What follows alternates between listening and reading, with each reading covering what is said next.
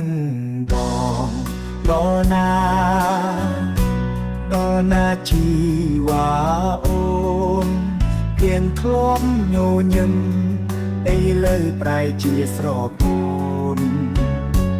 ឮថាអូនចង់ផ្ដាច់ស្នេហារឿងដែលហួសជួមមិនបានកល្យានសូមមេត្តាកំហំអិនបងព្រោះបងជាមនុស្សធម្មតាគ្មាននរណាជាខំបានឡើយ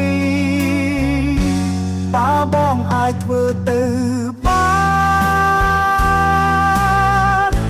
បងនឹងច្រានវេលាថយក្រោយសំដីដែលហុំកំហំចំពោះត្រានត្រើយលំអស់ហើយកុំឲ្យសល់ដា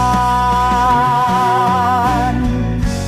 បើសិនអូនចោះចោលបងនួនអងទ្រាំមិនបានចិនស្មងអស់នៃ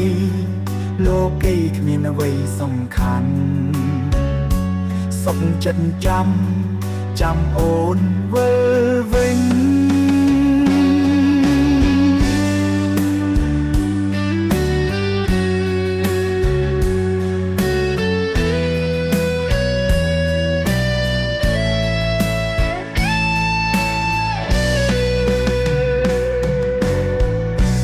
បើសិនអូនចោះចោលប